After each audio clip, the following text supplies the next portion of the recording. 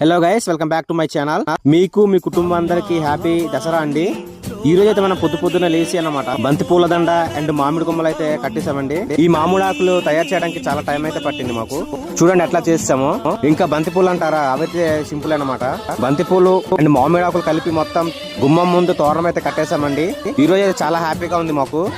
And అలాగే వర్షం పడుతుంది కదా, చాలా బాధ కూడా ఉంది. చూడండి వర్షం ఎట్లా పడుతుందో. ఇంకా లేట్ చేయకుండా పూజ అయితే స్టార్ట్ చేసామండి. చూడండి, అమ్మవారిని మనస్ఫూర్తిగా అయితే కోరుకుంటున్నామండి. మేమైతే ఎటువంటి కష్ట సుఖాలు రాకుండా అందరూ సుఖ సంతోషాలతో ఉండాలని కోరుకుంటూ పూజలు అయితే స్టార్ట్ చేసామండి. ఇక బయట చూస్తే వర్షం అయితే మామూలుగా రావట్లేదు మావా.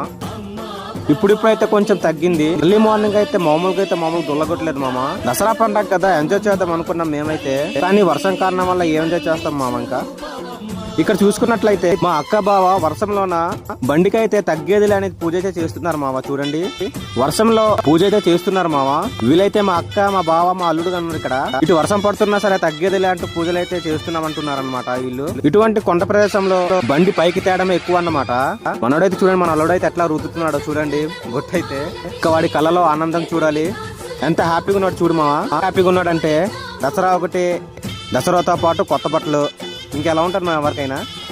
ఈ వర్షం తగ్గాక మేమైతే ఇంకా స్టార్ట్ చేస్తాము. ఏమనుకుంటున్నారా, చిన్న పార్టీ మామ. పార్టీ అంటే మందు పార్టీ ఏం కాదు, బిర్యానీ పార్టీ మామ. బిర్యానీ వాలీబాల్ అయితే తీస్తాం మామ. ఇంట్లోనైతే ఇలా పూజ చేస్తారన్నమాట. ఒక కోడిని పట్టుకుని మన మనసులో ఉన్నదంతా బయటికి చెప్పేస్తూ ఉంటారు మామ. అందరికి కష్ట సుఖాలు రాకూడదని కోళ్ళను పట్టి పూజలు చేస్తుంటారు మామ. ఇలా చేయడం వల్ల కుటుంబం అందరూ బాగుంటారని చిన్న ఆశ మావ. మేమే కాదు, అందరూ చేస్తారన్నమాట. దేవతని మనస్ఫూర్తిగా కోరుకుంటారన్నమాట. చూడండి ఎట్లా ఆలోచిస్తుందో కోడి అయితే.